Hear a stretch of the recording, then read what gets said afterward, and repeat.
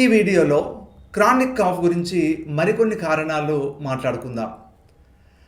కొన్ని జబ్బులు మనకు సాధారణంగా కనబడుతూ ఉంటాయి, మనకు తెలుస్తూ ఉంటాయి కూడాను. కానీ వాటి గురించిన ఆలోచన ఒక్కోసారి రాదు. అలాంటి జబ్బుల్లో smokers cough, tuberculosis, interstitial lung disease ఇలాంటివి కొన్ని ఉంటాయి. ఇలాంటి జబ్బుల గురించి ఈ వీడియోలో మాట్లాడుకుందాం. మీకంతా తెలిసినట్లుగా క్రానిక్ కాఫ్కు సంబంధించిన ముఖ్యమైన కారణాలు ఇంకొక వీడియోలో మాట్లాడుకున్నాం. ఆ వీడియో ఒకవేళ మీరు చూడకపోయి ఉండింటే ఆ వీడియోను చూడండి. దాని గురించిన లింక్స్ డిస్క్రిప్షన్లో ఉంచాం. క్రానిక్ కాఫ్ రావడానికి మెయిన్ కారణాలలో స్మోకర్స్ కాఫ్ అనేది ఒకటి. స్మోకర్స్ చాలామంది దగ్గుతూ ఉంటారు. వాళ్ళకు దగ్గు ఉన్నట్లుగా కూడా వాళ్ళకి తెలియదు. దాన్నే స్మోకర్స్ కాఫ్ అంటాం. అయితే కొంతమందిలో మాత్రం ఈ కాఫ్ అనేది ఎడతెరిపి లేకుండా 2 నెలల పైగా వాళ్ళకి ఇబ్బంది పెడుతూ ఉంటుంది.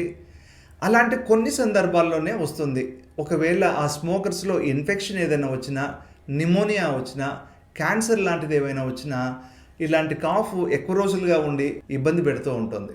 ఎయిర్వే డిసీజ్ అంటే శ్వాసకోశాల్లో ఉండే శ్వాస నాళాలు వచ్చే ఇన్ఫెక్షన్స్ మూలాన, అది బ్రాంకైటిస్ కానీ బ్రాంకి ఎక్టేసిస్, శ్వాసనాళాలు వెడల్పుగా మారుతూ ఉంటాయి. అక్కడ ఇన్ఫెక్షన్లు ఫ్రీక్వెంట్గా వస్తూ ఉంటాయి. కాబట్టి ఆ ఇన్ఫెక్షన్ తగ్గకపోయేసరికి కాఫ్ ఎక్కువ రోజులుగా ఇబ్బంది పెడుతూ ఉంటుంది. లంగ్స్లో ట్యూబర్క్లోసిస్ ఉండే వాళ్ళల్లో కూడా కాఫ్ అనేది ఎక్కువ రోజులు ఉంటుంది.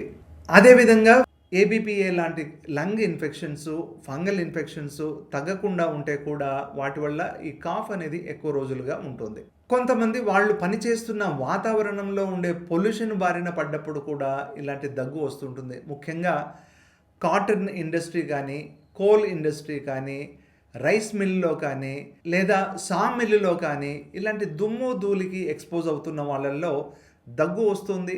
వచ్చినప్పుడు తొందరగా తగ్గకుండా ఉంటుంది. ఇది క్రానిక్ కాఫ్ అని అనుకుంటాం.